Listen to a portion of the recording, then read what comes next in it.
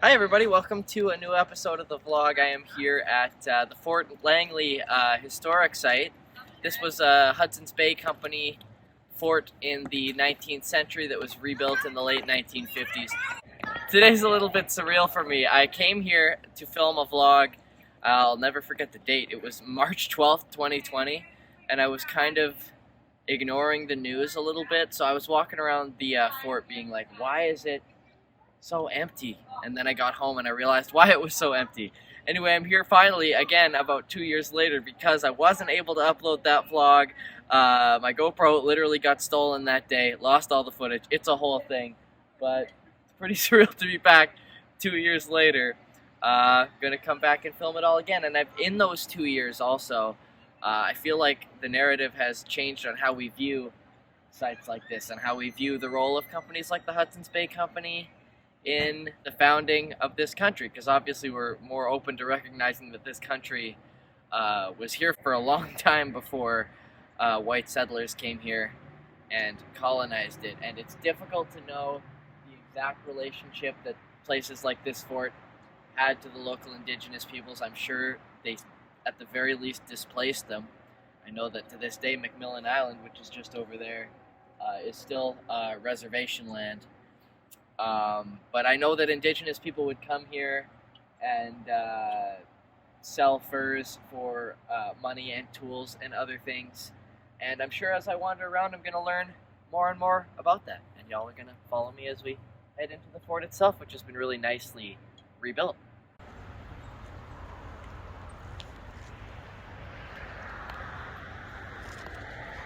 So here we are at the outer walls here of the fort. The fort was not originally in this location. It was actually originally built somewhere approximately in this area, about 4 kilometers downstream from where the fort is now. It's impossible to know exactly where it would be. I'm sure that if they ever did any sort of archaeological dig, they could find remnants of where the original 1827 fort would have been. But I guess strategically they wanted to put it a little bit further downstream just so they could stop any armies that might be on the way just that little bit sooner. They rebuilt it at this location here about 4 miles downstream in 1839, and apparently it burned in 1840. So they must have quite possibly still been in the process of building this when it burned, and then they had to start all over. This is not the original fort. It is in the original location and painstakingly recreated from archaeological records. They took this area, they did a lot of digging to uncover like foundations of buildings that would have originally stood here, and there was one shed that was still here. But yeah, this was all rebuilt in about the years somewhere between 1957 and 59. They rebuilt it. It's been a cool little tourist location ever since. I particularly like this window. They've sort of recreated the original trading window where this is where I guess I'm standing in what would have been the line, where people would have lined up with their furs to see what they could get for them. So yeah, like I said, all rebuilt except for this white building here. This is the storehouse.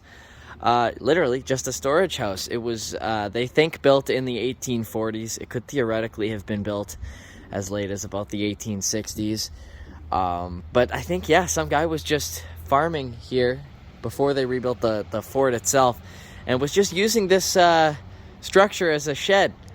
I don't know if he had any idea that it was the last surviving original fort building, and they have some cool little storehouse displays inside there.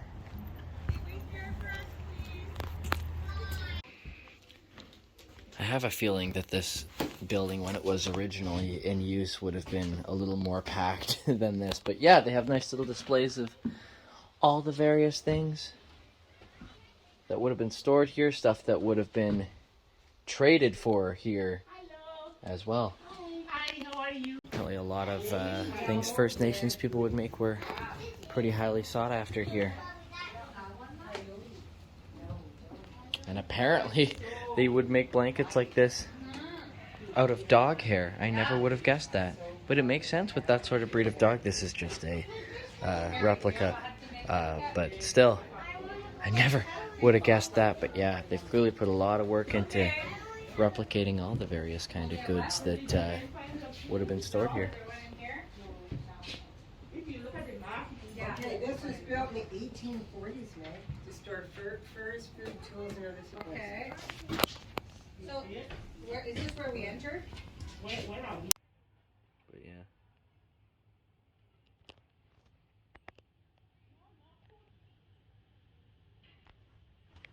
So yeah, just amazing that this building survived at all. They've got a little blacksmith station over there.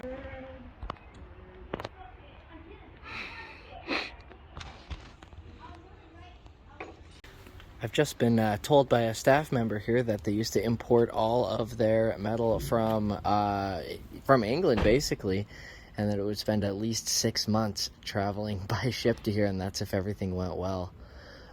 They would make all kinds of tools that would be used at the farm. I didn't realize this. He told me that the farm was about 2,000 acres, and it's crazy. So they had a huge farm here, and so yeah, they would build tools for it here, and they'd also build certain usually smaller items that would be traded for or traded away in exchange for furs and other things.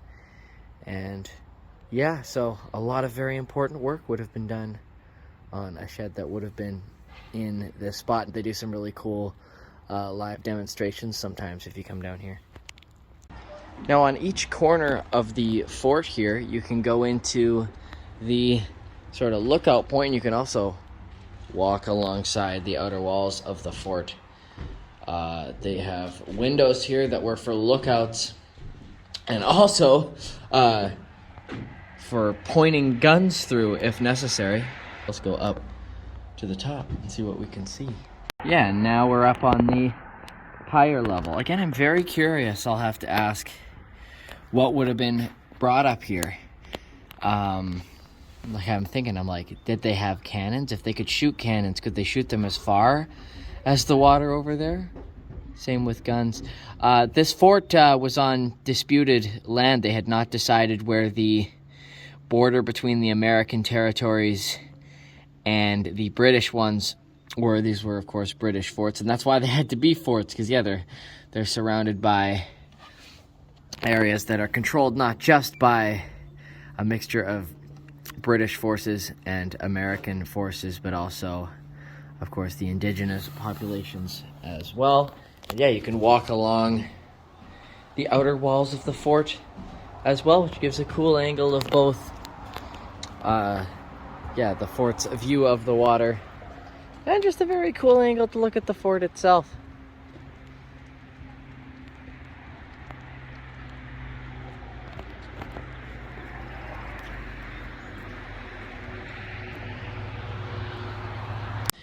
I believe it was during the late 1840s that the 49th parallel was decided as the border between what would become what would become Canada, just British North America at the time, and the United States. And this fort was used on and off into the 1880s, or rather, excuse me, it was used consistently into the 1880s, by which point Canada was established, as was British Columbia, as a province of Canada. I've got to ask if they had cannons, because obviously if they've got windows this low, these wouldn't be for crouching and looking out. It would obviously be for something like that. But then I'm also thinking, how would they have gotten them up here? Very heavy things. I'm really not sure. I'd have to ask. Very interesting, because yeah, this is right on the outer corner of the fort. They've got bars on these windows, probably for safety nowadays. Yeah, there's a creepy old key. Yeah, I'll have to ask someone for more details about that. Alright, so I checked with them, and looks like this place had one cannon, maybe not more than that. Nothing used really for artillery, just apparently it was used for, like, ships would alert when they were coming in by firing off a cannon, and then the fort would fire one back. Not back, you know what I mean. Fire one in return to show that the message had been received, I suppose. but it was never really used for artillery. They did have a lot of artillery in the case that the fort needed to be defended, but it never really came to that. This fort was never really attacked during the time that it was in operation. You can walk through the cooperage here. It's very cool. Let's see what's in here. Oh. Very cool. Oh, that's what I remember from being in here, is the very distinctive smell. Can't get that on the vlog, but yes, very nice cedary smell. Yep. So barrels were used for exporting goods mostly. If any of the goods were staying here, they'd be stored in the storehouse instead. The building of barrels would have been very important to preserve some of the exported goods, mainly salmon. They would export out of this fort.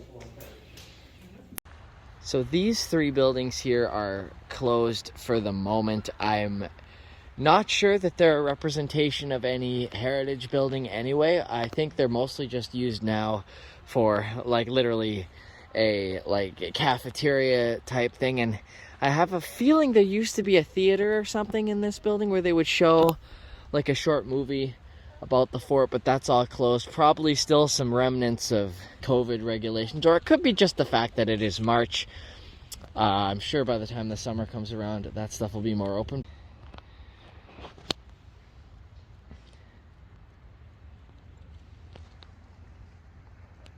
You've got the Hudson's Bay Company variant of the old school Canadian flag that was used before it got changed in the 1960s, with just the Union Jack in one corner. And there were various different flags at that time. I know the Canadian flag of the time had a bit of a coat of arms on it, I think. The flags of, I'll have to double check, but I want to say like Manitoba and Ontario still use some version of the old Union Jack in one corner Canadian flag. But that's, a cool little historical detail they've included of what probably a flag that would have flown here is. But we're gonna go now into the big house. This is where the fort managers and families would have lived. This is sort of the centerpiece of the entire fort here, and like most of these buildings, was built in, I think this one, 1958. And I believe, I'll have to double check and let me know in the comments if you know more details about this, but I believe this is one of the buildings that was reconstructed from archaeological evidence. Like they did some digs and they found where the foundation of this building is. So I want to say this building is like in its exact original place and built to its original size specifications. Yeah, for sure, be sure to let me know in the comments if you know any more info about that. So this building has quite the historical significance. Oh wow, yeah, cool. Old bank safe. Old safe rather. Personally used safe. I wonder what this dates to. This could actually be a historical artifact that they bought. Very cool. But yeah, it was in this building, or rather the building that used to stand on this land where, oh, here's the picture commemorating it. It would have been in this room. In 1858, James Douglas came to this fort, this very room, as you can tell from the painting on the wall, to announce today, as this says, I'll just show you, I, James Douglas, announce today the formation of a new colony, British Columbia. I have been appointed Governor and Commander-in-Chief by Her Majesty the Queen Victoria. Yeah, so this is where that all happened, a major moment in local history. And they have another important painting on the opposite wall. Very powerful one done in 2014, according to this signature on there. And this one's a pretty powerful shot of all the indigenous families in the foreground and the settlers in the background, of course. The indigenous would have been completely displaced by all of the, like I said at the beginning of this video, we are quickly rethinking the way that we remember these historical events and the context in which we present them. I'm a firm believer that all history deserves to be remembered, and I believe that this fort should stand for as long as it can. I think it's very cool that they've preserved this much heritage from the 19th century, but yes, it is very important that they recontextualize how they speak of these times as not just being for the glory of the settlers, but to discuss the immense difficulties and trauma that was inflicted on the local indigenous peoples. Got the dining room in here. Oh, that's cool. A nice view out the window. One thing that was mentioned to me when I walked in was that it was deliberately built at like the highest point of the fort on one end, so that while the managers were just living here, they could just look out their windows and see the productivity of the fort.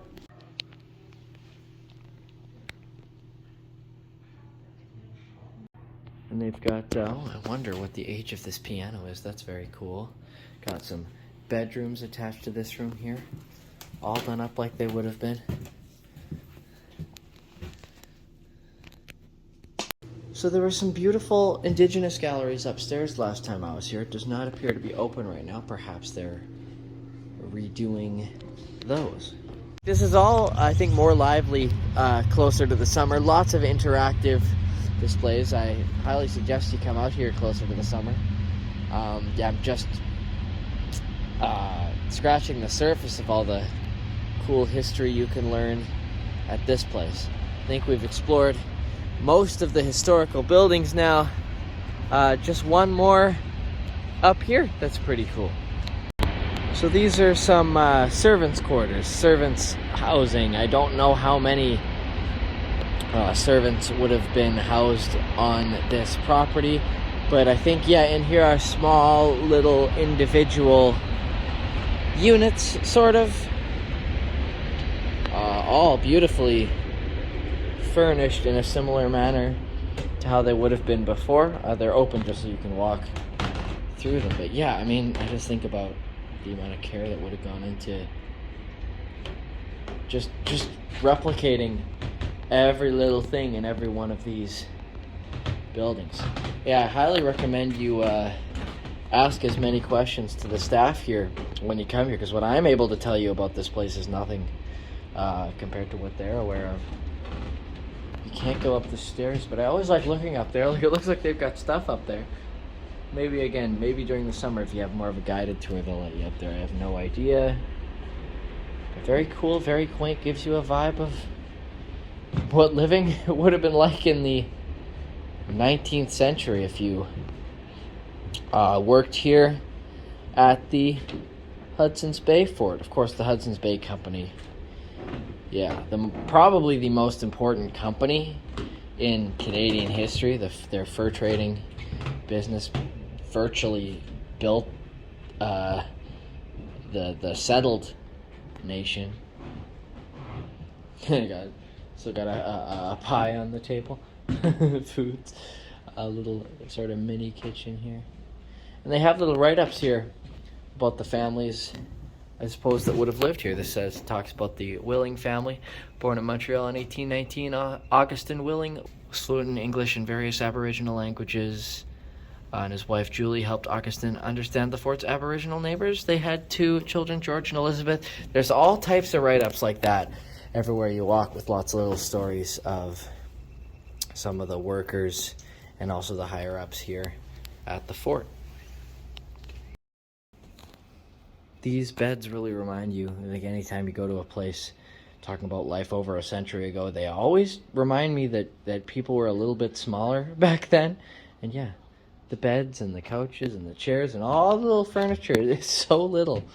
Crazy. Oh yeah, I got the little rocking crib here. That's cute. Disregard the modern day fan. Yeah. Again, the intricate detail they've put into every one of the structures here on site is pretty amazing. Map of Scotland. Huh. All right, so I think I have explored all of the buildings that are explorable in the fort at this current time. There's some really cool interactive experiences in there, and of course the one that's going to open on the top floor of the big house back there. That's going to be really exciting. If they can get it open, they're going to do, of course, a gallery of art from local indigenous artists up there. Again, like I said, there's a lot being done currently to rethink the narrative of how history is being taught, basically, and that involves, there's a few places here in BC where certain exhibits here and there are closed to be rethought of. I'm thinking of the Royal BC Museum has closed its entire second floor to completely rebuild it.